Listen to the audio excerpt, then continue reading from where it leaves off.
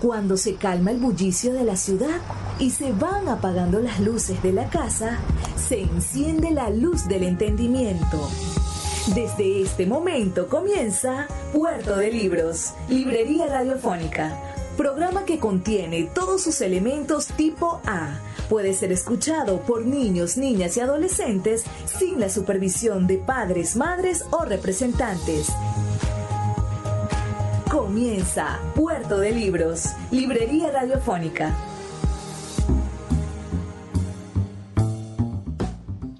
Bienvenidos, les habla Luis Peroso Cervantes, este servidor suyo de lunes a viernes que utiliza el canal de la Red Nacional de Emisoras Radio Fe y Alegría para brindarle un boleto de entrada a este barco maravilloso que abordamos todas las noches, el barco de la imaginación, de los sueños, de los libros, a través de este Puerto de Libros, Librería Radiofónica. Todas las noches abrimos la puerta de nuestra librería radiofónica para intentar hacerle llegar libros, ese mensaje de alegría, de compasión, de desarrollo humano, de transformación, que es la lectura, que son los libros, que es ese debate universal por la transformación pura de los seres humanos. Hoy estamos emitiendo nuestro programa número 130 programas que hacemos todas las noches y que transmitimos a través de la Red Nacional de Emisoras Radio Fe y Alegría. Si ya estás en sintonía, te pido, te conmino a que nos hagas saber que estás del otro lado, para no sentirnos tan solos. Envíanos un mensajito de texto al 0424 672 3597, 0424 672 3597, y nosotros brincaremos de la alegría al saber que tú estás del otro lado, que estás compartiendo con nosotros esta noche de literatura. Una noche bastante entretenida. Primero escucharemos una breve lectura de la poeta, narradora, escritora venezolana, nacida en Caracas, pero sobre todo zuliana, Laura Antillano, que estará presentando para nosotros estaremos leyendo realmente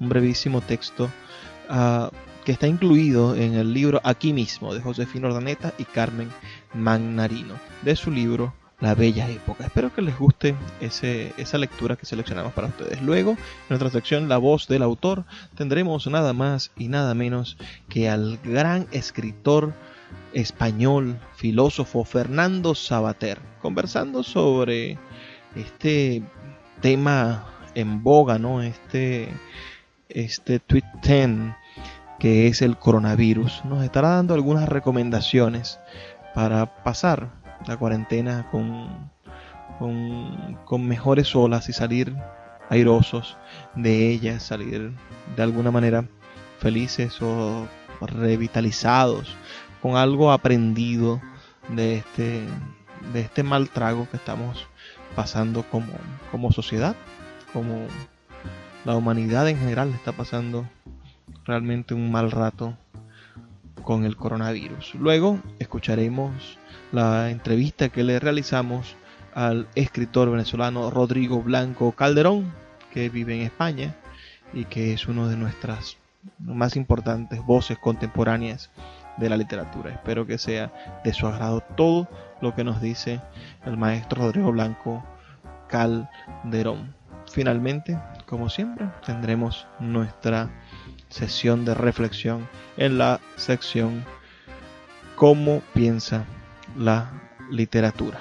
Piensa mejor, ¿verdad? Cada día tenemos que intentar pensar mejor. Recuerda que puedes escribirnos al 0424-672-3597 o a nuestras redes sociales @Librería Radio en Facebook, en Twitter y en Instagram. También tenemos nuestra página web www.radio.puertodelibros.com.be. Usted agarra y coloca ahí en el buscador radio.puertodelibros.com.be. Si quieren nos coloca el www y podrá encontrar todos nuestros programas anteriores. Vamos ahora a escuchar los mensajes que tienen para nosotros nuestros anunciantes y de inmediato comenzamos con nuestro programa de hoy.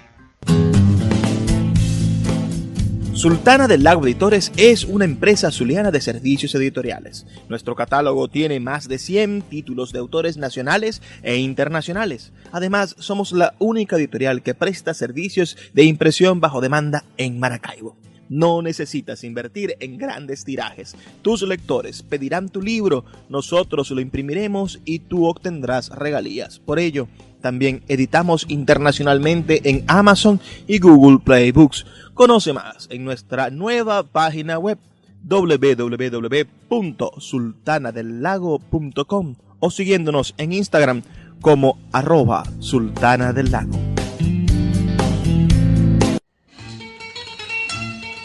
Páginas zulianas en Puerto de Libros, Librería Radiofónica, por Radio Fe y Alegría, con todas las voces.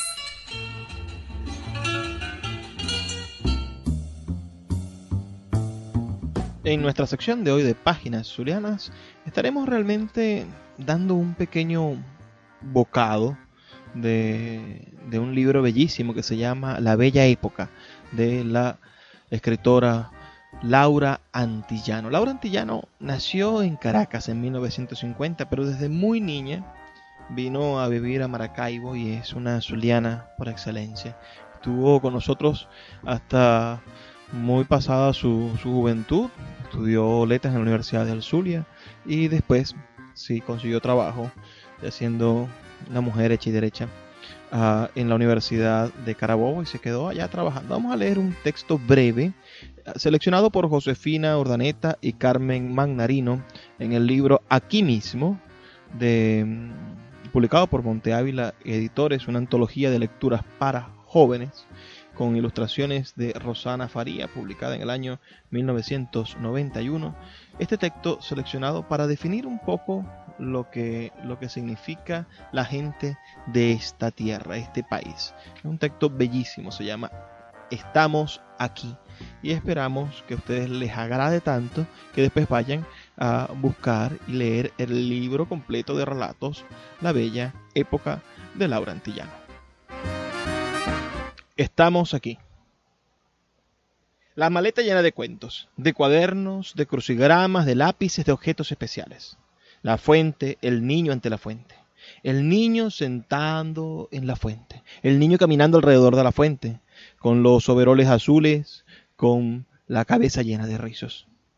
El niño con el violín de hojalata. El caballo de madera. El niño con su sombrero sobre el caballo de madera. El guardapolvos blanco, la camisa de cuadritos, un mapamundi al fondo.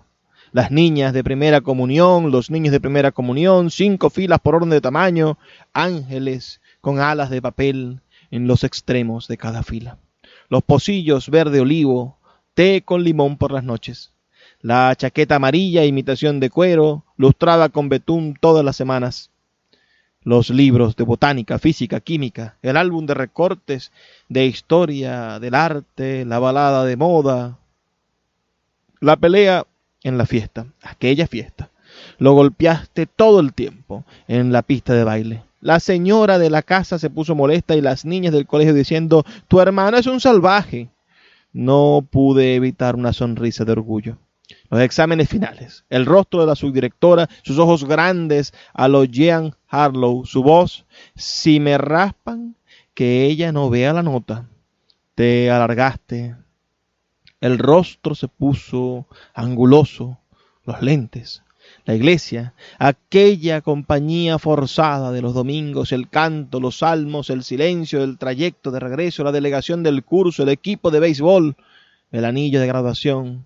Las noches solitarias, el vacío de todos, tu vacío, mi vacío. Las noches solitarias, las cartas largas en papel de seda, las últimas lágrimas, las definitivas. El oso, el gran oso del Museo de Ciencias, ahora está verdaderamente disecado. Ahora es verdaderamente una armazón, una cosa marrón con 2 orejas cortas. Ahora es una expresión paralizada, una boca, unos colmillos. Ahora es algo colocado en el centro del salón, un objeto más del Museo de Ciencias. Mira, ya no me gusta, ya no te amo. como quien dice, era solo un juego, una idea, una imagen, se borró, ya no me atañe. El acuario, la casa acuario, cajas de cristal, una detrás de otra, peces lentos, millones de peces, distintos y lentos. El príncipe blanco de pómulos hundidos, la princesa pelirroja, las dos brujas, lechuza, lechuza. Todo se concentra. Son los capítulos, los compartimientos sellados de la caja de Pandora. Hay un nuevo principio, con la diferencia de que se han borrado los signos de puntuación. Es como haber encontrado un extremo de los hilos, con la inevitable consecuencia de que estos se cortarán. No tienen ninguna significación en la continuidad. Las imágenes, las cosas, terminadas o empezadas, comenzar o finalizar. Y, en principio, ¿qué significa significación? Aquí estamos, sin los juegos, sin el parque, sin la escuela, sin las máquinas de hacer sueños, sin ese invento tonto que llaman futuro. Aquí estamos. Si te gustó la lectura, bueno, te invitamos a que busques ese libro de relatos, La Bella Época, lo devores todo y seas absolutamente feliz leyendo literatura venezolana. Recuerda que puedes escribirnos al 0424-672-3597 o en nuestras redes sociales, @Librería Radio en Twitter y en Instagram, que son nuestros puntos de contacto para hermanarnos y acercarnos más. Recuerda también que es muy importante que nos envíes un mensaje, que reportes tu sintonía, porque de esa manera vamos a seguir teniendo el fuego que nos arde y nos hace llevar literatura a sus hogares todas las noches a través de Radio Fe y Alegría. Me hace muy feliz hacer este trabajo y me hace muchísimo más feliz cuando recibo mensajes de ustedes, nuestros radioescuchas. Vamos a hacer una pausa de 2 minutos y ya volvemos con más de Puerto de Libros, Librería Radiofónica. Puerto de Libros, Librería Radiofónica, tu canal diario para encontrar nuevos libros. Con el poeta Luis Peroso Cervantes. Síguenos en @Librería Radio. La voz del autor en Puerto de Libros por Radio Fe y Alegría, con todas las voces. Cuando yo era muy joven, yo estudié en un colegio religioso, en un colegio de curas, aunque no se me note demasiado. Nos llevaban de ejercicios espirituales. Los ejercicios espirituales, que son una práctica, yo creo que nace más o menos con los jesuitas o algo así. Los ejercicios espirituales eran llevarnos a una residencia, un lugar cerrado, donde estábamos conviviendo todos 4 o 5 días, sometidos a charlas, a meditaciones, a oraciones, y la idea era que eso nos ayudara a cambiar de vida, a hacernos mejores, a transformarnos en otras personas mejores. Bueno, ahora he vuelto acordando de los ejercicios espirituales aquí cuando estaba encerrado en casa, porque se parece un poco una cosa a la otra. Pero yo creo que, a pesar de que estamos escuchando a muchos predicadores laicos, ¿no?, porque políticos y de estos regeneradores que quieren salvarnos y que quieren que seamos muy buenos, todo esto, yo creo que, bueno, no tengo ningún propósito de enmienda ni pienso cambiar de vida, al contrario, añoro la que tenía. Ojalá que volviéramos a tener la vida que teníamos y que aprendiéramos a disfrutar más de ella. Mi único propósito sería ese, disfrutar más de la vida y quejarme menos. Pero si hay que hacer algún cambio, alguna enmienda, podría ser en el orden de las prioridades que teníamos en la vida. Quizá dábamos mucha importancia a cosas que tienen menos, a pesar de que en el mundo son muy reputadas, el dinero, el prestigio, el que lleguemos a ser más importantes que los demás, o en fin, esas cosas yo creo que dependen simplemente de la mirada de nosotros. Como vemos que otros le dan importancia, también nosotros nos empeñamos en dársela.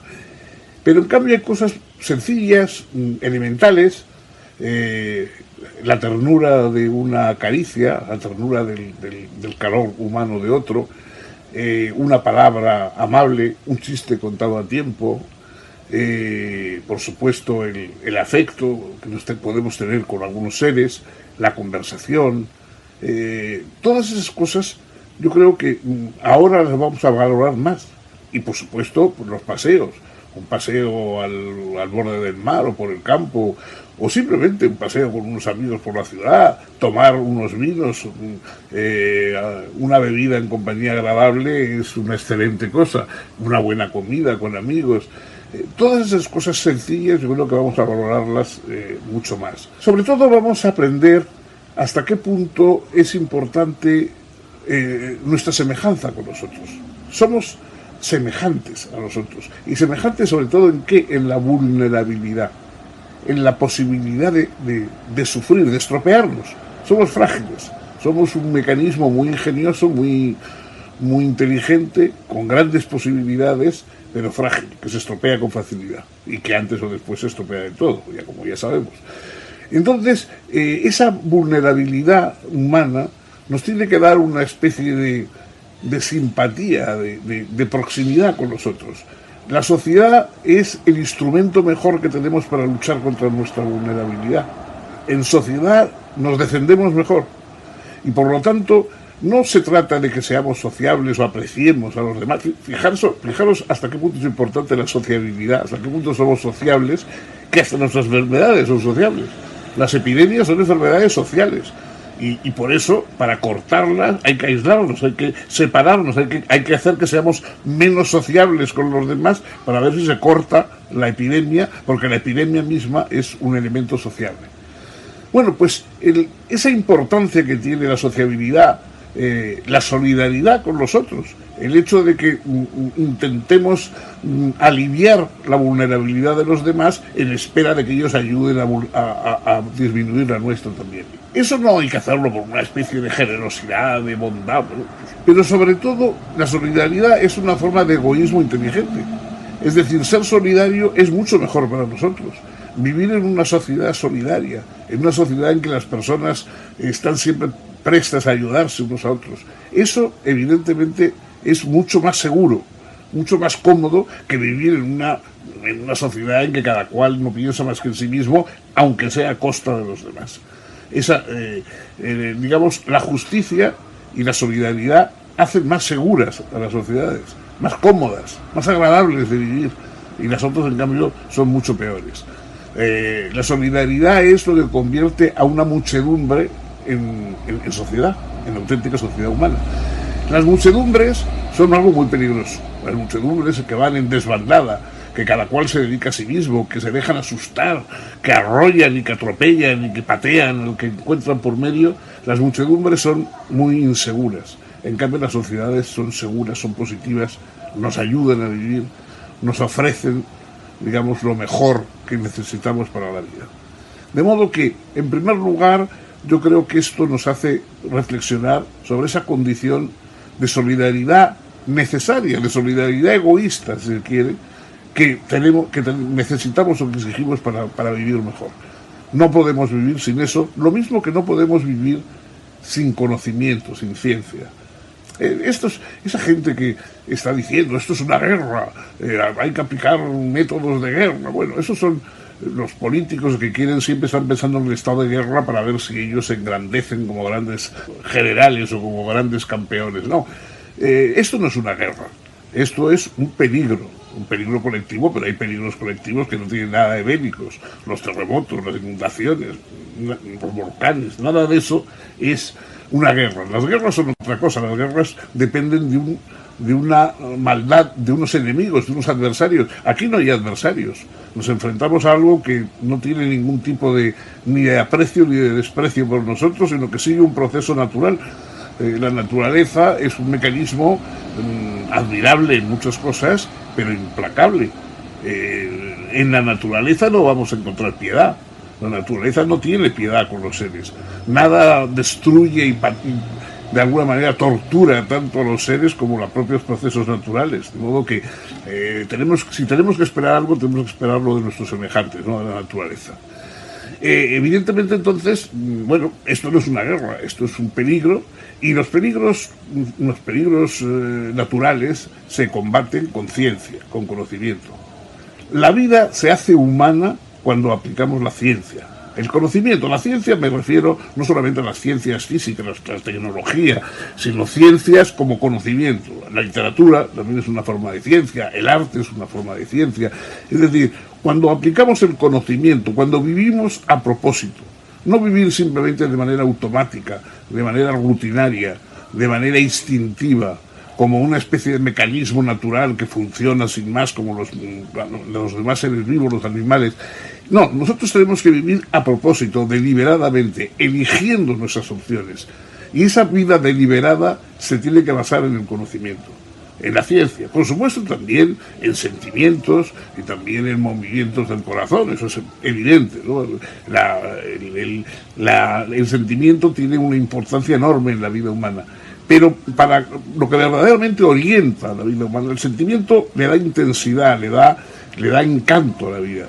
Pero lo que orienta el funcionamiento de la vida, sobre todo lo que orienta la preservación de la vida cuando estamos amenazados por un peligro, como es, por ejemplo, esta epidemia, eso es la ciencia, el conocimiento.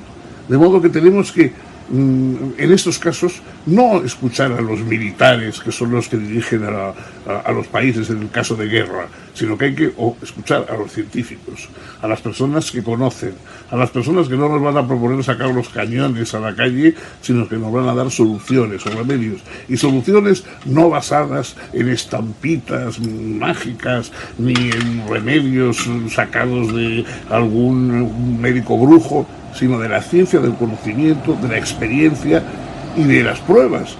A veces los científicos prueban una cosa y si eso no sale bien, prueban otra después.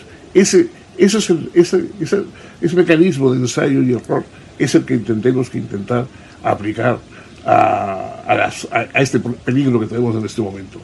Tenemos que ser solidarios y científicos. Esas consideraciones pueden ayudarnos en estos momentos en que estamos en unas circunstancias de aislamiento, de pérdida de nuestras costumbres exteriores. No estamos obligados a vivir en el interior y eso no siempre es malo. Hay un viejo refrán español que dice que no hay mal que por bien no venga y es verdad. O sea, de todos los males puede sacarse algo provechoso. Todo podemos vivirlo a nuestro favor. Bueno, pues esto hay que sacar provecho y sacar provecho es que siempre tenemos libros que no hemos tenido nunca tiempo para leer, porque estamos tan ocupados con ganando dinero que se nos olvida leer. Bueno, pues ahora tenemos tiempo para leer y tenemos tiempo para ver esas viejas películas que casi tenemos olvidadas pero que nos gustaron tanto en su momento, o las series, esas series de televisión actuales que hay gente que tanto le gusta. Bueno, todo el cine, la televisión, la lectura, el arte, la conversación. O sea, si tenemos la suerte de tener a personas con nosotros en nuestro encierro, podemos conversar con ellas. Muchas veces vivimos juntos con personas a las que apenas saludamos. Reflexiones sobre lo que es vivir, sobre lo que es estar juntos, sobre nuestros miedos, sobre nuestras alegrías. Esas conversaciones son valiosísimas.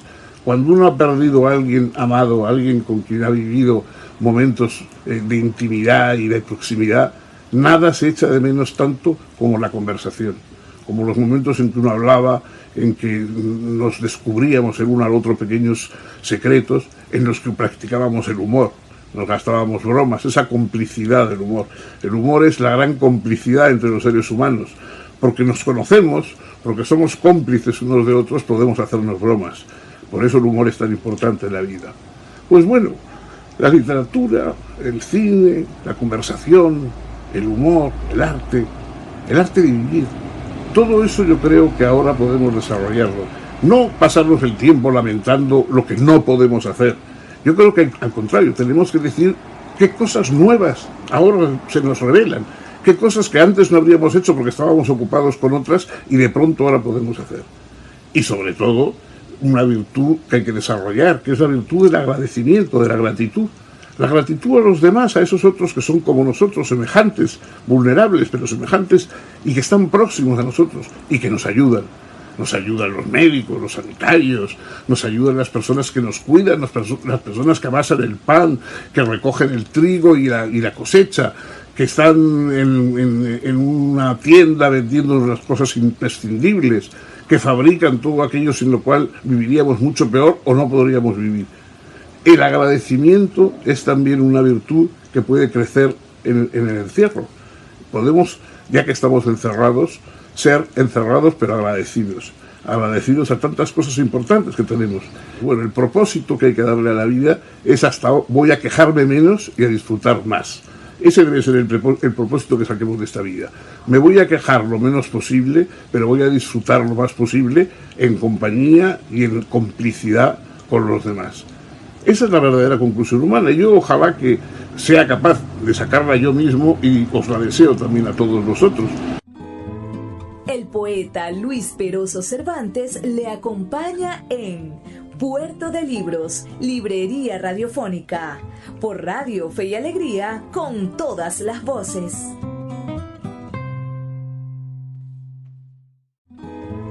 El poeta Luis Peroso Cervantes le acompaña en Puerto de Libros, Librería Radiofónica, por Radio Fe y Alegría, con todas las voces.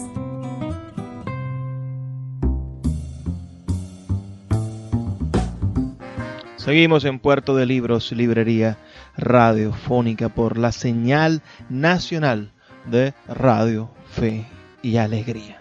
En esta oportunidad estamos conectados con Rodrigo Blanco Calderón, novelista y cuentista venezolano, nacido en Caracas en el año 1981 y ganador del premio de la Bienal Mario Vargas Llosa con su novela The Night. Nos conocimos en el año 2012, Rodrigo, en el Congreso de Escuelas de Letras. Yo como estudiante en la Universidad del Zulia y tú como profesor de la Universidad Central de Venezuela. Actualmente resides en España. Ante todo, Rodrigo, quisiera pedirte un saludo para nuestra audiencia en Maracaibo y en el país. Y luego coméntanos cómo estás viviendo los días del confinamiento por cuarentena en España. Hola Luis, un gusto saludarte, muchísimas gracias por la invitación a tu programa. Y bueno, nada, aquí contento de poder conversar. La verdad es que llevo mi confinamiento de una manera como muy parecida a lo que es mi día a día habitual aquí en Málaga, y como he podido ver en artículos que han publicado varios escritores sobre cómo están llevando esto en sus respectivos casos, creo que todos estamos más o menos iguales, ¿no? Pero bueno, por supuesto también con mucha tristeza por la cantidad de muertes. Aquí en España ha habido más de 20.000 fallecidos, y con mucha preocupación por el escenario, sobre todo económico, que se viene después. Sigo con mucha atención tu cuenta de Twitter, @atajoslargos, que invito a todos los que nos escuchan a seguirlo, ¿no?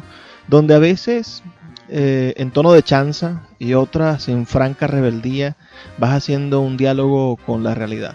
Muchos pensadores de las redes sociales o influencers se aventuran a hablar del futuro de la humanidad y dicen que habrá un cambio sustantivo en la condición humana. ¿Qué opinas tú? ¿La pandemia y sus medidas de contención nos harán cambiar, o el siglo XXI seguirá su rumbo muy pronto sin mayores cambios? Fíjate que yo no tengo la más mínima idea de qué va a pasar. Precisamente leo todo el tiempo artículos sobre el tema, incluso hay libros que yo estaba leyendo ya previamente que apuntaban a un diagnóstico sobre la catástrofe de este tiempo, y leo todo eso precisamente porque yo mismo no sabría decir cuál es el panorama de lo que vendrá. Creo que en lo que todos coincidimos es en lo obvio, o sea, ha habido un cambio profundo de muchas cosas que dábamos por seguras, y muy probablemente el escenario que venga cuando termine la pandemia va a ser distinto del que teníamos previamente, ¿no? Y en el caso de aquí de Europa no creo que sea un escenario, una crisis económica ya como la que pudo haber habido hacia el 2008, 2009, ¿no? O sea, vamos a tener un escenario de crisis económica, pero creo que cosas muy sensibles y muy profundas de cada uno de nosotros como individuo y como sociedad ha quedado un poco lesionada, ¿no? Ahora, los términos concretos en cómo se va a manifestar ese cambio, qué puede pasar, cuál va a ser el futuro, por ejemplo, de las dinámicas de trabajo o de la publicación editorial, la verdad es que no tengo la más mínima idea y estoy tan expectante como cualquier otra persona. Y en parte, bueno, muchas de las cosas que pongo yo en Twitter, soy un opinador como cualquier otro, porque quizás es una forma también de lidiar con la incertidumbre. Tanto en las redes sociales como en otras entrevistas que te han hecho y en tu propia obra literaria más reciente, vemos el nacimiento consciente y definido del tema del inmigrante venezolano y su tragedia. Hay una épica del venezolano que se está narrando y que tiene en tu novela The Night un punto de referencia. ¿Crees que la narrativa venezolana podrá desarrollar más este tema hasta convertirlo en una saga que represente lo humano en la literatura, en nuestra literatura? ¿Crees tú estar contribuyendo a eso? Fíjate que, bueno, yo me he dado cuenta después de que publico cuentos o he publicado la novela o después de que escribo, que mi narrativa siempre tiene una conexión abierta con el presente, sobre todo cuando se trata de utilizar contextos para narrar las acciones y los devenires de los personajes, ¿no? Y en ese sentido, las cosas que he escrito en los últimos 5 años se han contagiado de lo que ha sido mi propia experiencia como venezolano emigrante, ¿no? Pero eso no quiere decir que yo me proponga de alguna u otra manera enfocarme en ese tema para hacer puntualmente una contribución desde la literatura a este periodo tan importante de nuestra historia. Es algo que creo que está allí, pero no es parte de un programa estético definido mío. Creo que ha habido otros autores que quizás lo han trabajado de forma más sistemática y con mucho más logros y conciencia, como es el caso de Juan Carlos Méndez Guedes, que una buena parte de su narrativa ya plantea el tema del venezolano emigrante y del venezolano inmigrante en Europa, específicamente en España, con unos contenidos que van desde la comedia hasta la tragedia. Es el caso de su novela, que es del año 2003 o 2004, Una tarde con campanas, que ya plantea muchas de las cosas que luego hemos vivido en conjunto como sociedad. En mi caso, fíjate, en mi última novela, que iba a salir ahorita en mayo, pero va a salir ya para el año que viene, por esta situación del coronavirus, yo la enfoco en Venezuela, en el contexto en la ciudad de Caracas, un poco en esa nueva dinámica que ha surgido con la emigración masiva y el abandono de perros. Entonces, tú puedes ver allí que el tema se filtra de una u otra manera, aunque bueno, mucho depende de cómo se trate, ¿no? Todas estas cosas, insisto, son muy tempranas para evaluarlas y habrá que ver dentro de unos 10, 15, 20 años cómo fue el tratamiento de estos temas y cuál es su valor actual. La literatura venezolana siempre ha adolecido de una industria editorial que la promueva, pero es un padecimiento realmente regional, más bien de todo el continente. Ese mismo lamento lo entonan poetas y narradores de cada país de nuestra América Latina. El destino ha querido ofrecerte a ti la posibilidad, a través de tu talento y de la visibilidad que te dio el premio bienal Mario Vargas Llosa, de representar a la literatura de nuestro país, junto a nombres como los de Barrera Tisca, Antonio López Ortega y otros que te llevan al menos unos 10, 15 y hasta 20 años de edad. Me gustaría preguntarte por otros nombres de nuestra generación, de esta generación de escritores más actuales? ¿Y cómo ves la salud de nuestras letras en la actualidad? Yo creo que desde todo punto de vista, el balance para la literatura venezolana de los últimos 20 años ha sido muy, muy positivo, tanto desde la dinámica interna en el mercado editorial venezolano, que a pesar de la crisis tuvo momentos de mucho crecimiento, de apuesta de casas internacionales por autores venezolanos, como por la respuesta del surgimiento de editoriales independientes cuando la crisis hizo que esas grandes editoriales dejaran el país. Creo que en estos años ha crecido una masa de lectores venezolanos de sus propios autores que quizás no se veía de una manera tan evidente en el pasado, y eso ya es un signo alentador con miras hacia el futuro, ¿no? A nivel de la difusión de la literatura venezolana fuera de Venezuela, creo que también el balance es muy, muy, muy prometedor. Bueno, el caso de lo que ha sucedido con Karina Sáenz Borgo y La hija de la española, lo que ha sucedido con la narrativa de autores venezolanos afincados ya desde hace tiempo en Madrid, como Juan Carlos Chirinos y Juan Carlos Méndez Guedes. Lo que está sucediendo con como el posicionamiento de escritores venezolanos en un espacio tan difícil como Estados Unidos. Es el caso de Enza García, por ejemplo, que está haciendo un diplomado en escritura creativa en Estados Unidos, en Columbia. Es el caso de lo que yo llamo los poetas venezolanos en Nueva York, Santiago Acosta, Alejandro Castro, Adalbert Salas, Natacha Tiñacos, que son todos poetas de altísimo nivel y que están logrando que su poesía sea leída en otros circuitos más amplios que los tradicionales. La emigración venezolana también nos ha llevado a, por ejemplo, que tengamos una colonia importante de escritores venezolanos en México, que es un mercado fundamental dentro del ámbito hispano.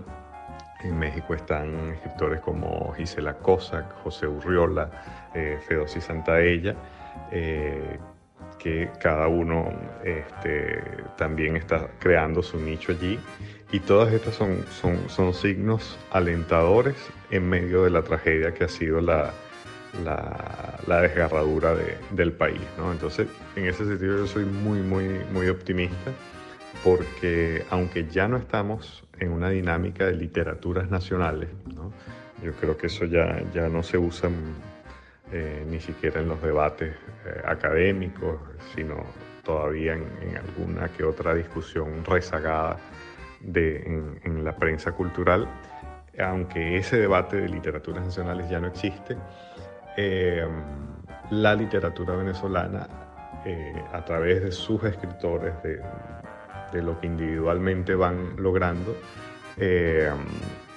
nos permiten ser bastante optimistas de su presente y de su futuro. Hay muchos nombres que en una entrevista se quedan por fuera, es cuestión de sentarse y anotarlos, pero donde tú vayas, donde tú pongas el dedo en el mapa, vas a encontrar escritores venezolanos que de manera también a veces muy callada están logrando publicar en sus países de recepción y que están recibiendo muchas influencias, ¿no?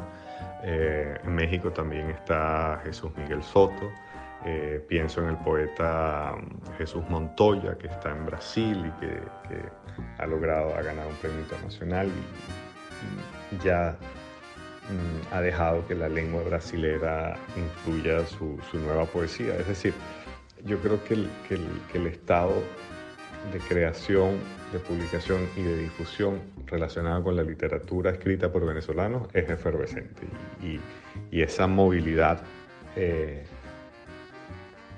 permite presagiar como cosas muy buenas. Haremos una breve pausa de 2 minutos para identificar la emisora y ya volvemos con más de Puerto de Libros, Librería Radiofónica, y de esta entrevista con Rodrigo Blanco Calderón. Síguenos en @Librería Radio. Escuchas Puerto de Libros, Librería Radiofónica, por Radio Fe y Alegría, con todas las voces.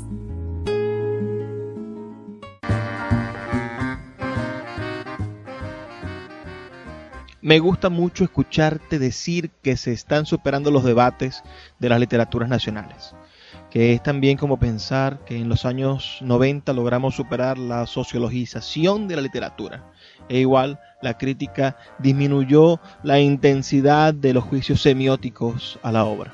Estos capitales de la crítica nos sirven ahora, sin radicalismos, para enriquecer discursos de un análisis mucho más amplio.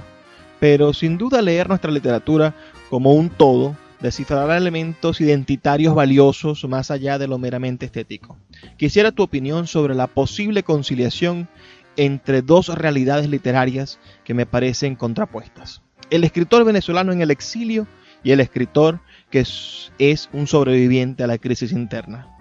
Y pienso en los casos de la literatura cubana o en las experiencias de escritores europeos que en procesos migratorios han cambiado hasta de lengua, hasta de la lengua en la que escriben. ¿Podemos unir esas dos caras de la moneda? ¿Será que leyendo esas dos visiones de lo venezolano podríamos encontrar una posible solución al conflicto real que será el retorno de la diáspora al país? Bueno, fíjate que esa pregunta se la planteaba Mariano Picón Salas en su libro Formación y Proceso de la Literatura Venezolana a mediados del siglo XX. Él decía que él se preguntaba quién iba a ser el novelista que lograra juntar a las dos Venezuelas, la Venezuela del exilio y la Venezuela de los que se quedaron en Venezuela. Porque fíjate que hasta ese entonces quienes habían vivido sobre todo la experiencia del exilio habían sido escritores. Pero de alguna u otra manera ese conflicto ya había estado, solo que digamos la estabilidad del periodo democrático nos hizo olvidar que en otros momentos de nuestra historia esa división ya había existido. Lo cierto es que ahorita no se trata ya únicamente de escritores emigrados por motivos políticos, sino que estamos hablando de millones de venezolanos que están emigrando en las peores circunstancias posibles, emigrados que cubren toda la escala socioeconómica, ¿no? Esa es la gran diferencia. Pero bueno, conviene tener en cuenta que esas preguntas ya anteriormente se habían planteado. Mira, no creo que ninguna obra, ninguna literatura pueda responder o solucionar ningún conflicto de ese tipo, porque eso es un problema político y social mayúsculo. Cuando sea que vuelva la democracia a Venezuela y cuando vuelva buena parte del exilio venezolano a vivir en Venezuela, va a venir uno de los grandes retos, que es tratar nuevamente de reconocerse, porque ahorita hay muchas fricciones entre los que nos fuimos y los que se quedaron. No sé hasta qué punto la literatura puede hacer algo más allá de reflejar precisamente esas fisuras. Los casos que tú mencionas son muy pertinentes porque nos dicen también que en otros contextos estas situaciones ya han ocurrido, ¿no? El caso de Cuba, como bien lo mencionas, o de estos escritores europeos que tuvieron que dejar sus países y que luego no pudieron plenamente reintegrarse, ¿no? El caso de América Latina, Bolaño creo que lo refleja muy bien, ¿no? Lo difícil que fue su regreso a Chile 25 años después y cómo hubo roces, ¿no? Por cuentas históricas pendientes relacionadas con el pinochetismo. No sé, esa es una pregunta que yo me hago, ¿no? O sea, si los venezolanos vamos a tener la capacidad de reconocernos cuando venga el reencuentro. La verdad es que eso es lo único que puedo decir ahorita. Quisiera terminar esta entrevista volviendo al asunto de la cuarentena y poniéndolo en contraste con Venezuela. Al finalizar el confinamiento, el resto del mundo recuperará la normalidad, o esa nueva normalidad que tanto mencionan. Venezuela no tiene normalidad que recuperar. Después de la cuarentena nosotros seguiremos en el mismo predicamento del conflicto de poderes, y abajo, pisados, estaremos los ciudadanos. Si tuvieras la oportunidad de escribir el guión del final de la crisis venezolana, ¿qué sucedería? Eso que dices es totalmente cierto y es lo que mucha gente afuera no entiende, ¿no? Que cuando pase toda la crisis del coronavirus, que creo que se va a prolongar a lo largo de este año, la realidad en Venezuela va a seguir siendo la que nosotros ya conocemos y digamos que nosotros tenemos nuestra propia pandemia constante, ¿no? El final de esa película, si uno pudiera escribirlo, yo creo que es el que cualquier persona más o menos sensata escribiría, que es precisamente, o en el mejor de los casos, que Maduro, Diosdado y compañía quedaran puestos a la orden de un jurado internacional, presos de por vida, o bueno, si uno quiere un final más infantil y catastrófico, un dron marca Soleimani que también nos ayude a acabar con esta peste. Pero bueno, lo que sinceramente cualquier persona sensata puede desear es que esa otra epidemia nuestra, que ya tiene 20 años, termine. Te agradezco mucho tus respuestas, que nos haya dado la oportunidad de intercambiar esta noche estas ideas, y a todos ustedes quienes nos escuchan y quieran seguir a Rodrigo, hacerle alguna pregunta, pueden hacerlo en sus redes sociales, en su Twitter, donde es bastante activo y es bastante ingenioso, @atajoslargos. Y a nosotros pueden también escribirnos, enviarnos un mensaje de texto dándonos su opinión a través del 0424-672-3597, 0424-672-3597, o en nuestras redes sociales, @Librería Radio en Twitter y en Instagram. Este espacio que hacemos con tantísimo cariño y que espero que ustedes continúen escuchando y volviéndose fieles a él. Puerto de Libros, Librería Radiofónica, tu canal diario para encontrar nuevos libros. Con el poeta Luis Peroso Cervantes. Síguenos en @Librería Radio.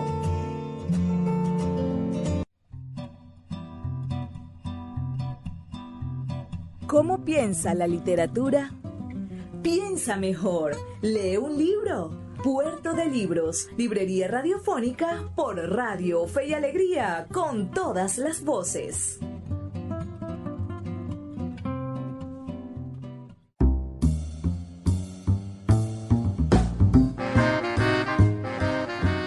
Pues sí, hemos tenido una noche bastante buena. Escuchamos a Sabater y después escuchamos a Rodrigo Blanco Calderón, que también va a ser como Sabater en el futuro, tan reconocido, querido y adorado como Sabater. Yo le auguro muchísimas ventas de libros, muchísimas novelas exitosas y premios que nos den a conocer a nivel mundial. Yo allí, haciendo esa entrevista, dejé ver esa preocupación que tengo por el problema de la inmigración, el futuro del país. Cuando vuelvan nuestros hermanos y tengamos un mundo dividido, visiones diferentes, los que hemos estado aquí resistiendo y los que han estado allá también luchando para mantener a los que están aquí en algunos casos, o para sobrevivir en el medio de unos países xenofóbicos y terribles. Cada una de esas narrativas de la crisis actual va a ser muy importante para entender el futuro. Yo sí creo que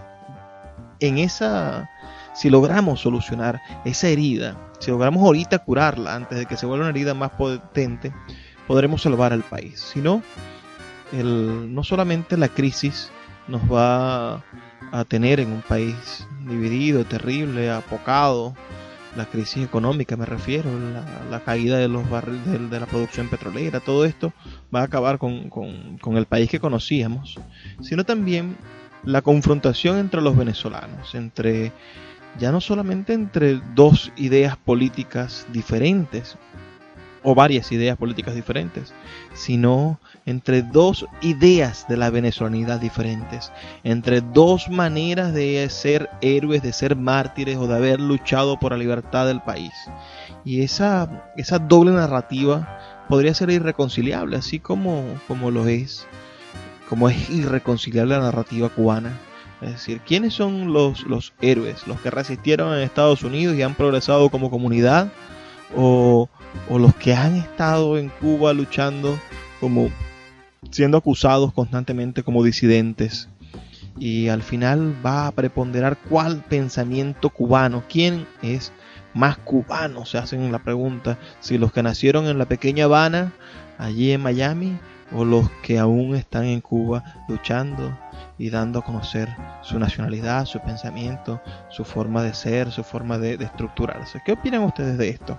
Envíenme un mensajito al 0424-672-3597, 0424-672-3597, y vamos a ahondar en ese diálogo. Sería interesante poder hablar acerca de la literatura de la diáspora, acerca de la literatura de la crisis también, ¿no? Los que estamos viviendo en crisis constantemente, qué tipo de literatura estamos haciendo, y los que están alejados, llenos de nostalgia, tristes, empobrecidos en el tiempo y en la distancia, ¿acaso no están haciendo también una versión de la venezolanidad? Y esa versión no va a distar significativamente de la versión de los que estamos aquí. Yo insisto que quienes se han ido del país son una minoría de los que están. En Venezuela hay más venezolanos que en el extranjero. Eso es una perogrullada, pero hay que decirlo, porque pareciese que muchas veces quienes manejan las redes sociales, los influencers, nos hacen ver que la mitad de Venezuela está fuera del país, y no es así. Aquí hay mucha historia todavía que contar y mucho que hacer todavía. Los primeros que debemos reconciliarnos somos los de aquí adentro, ponernos de acuerdo para salvar el país, los de adentro, y después, claro, con la ayuda de los de afuera, y después poder recibir a los de afuera, los que quieren volver, que son miles, si no millones, que quieren regresar, que quieren volver a tocar su tierra, que han invertido su esfuerzo, sudor, lágrimas, sacrificio en no abandonar la conexión con su tierra, y que cuando vuelvan van a ser tan héroes, tan protagonistas del cambio como nosotros, que estamos aquí resistiendo y creando un discurso de la resistencia a través de la intelectualidad, algunos de la política, otros del comercio, otros de las artes en diferentes áreas y de los conocimientos académicos y no académicos. Yo espero que así sea, que ese guión del final de esta película de la crisis venezolana tenga un final feliz, que no sea apocalíptico como serían algunas películas de Estados Unidos. Señores, hemos tenido una noche maravillosa. Los invito a seguirnos en nuestras redes sociales, @Puerto de Libros en Facebook y en Instagram. También los invito a que escuchen al final. Le voy a dejar los mensajes de nuestros anunciantes, pero no me puedo despedir sin antes pedirles lo que siempre les pido.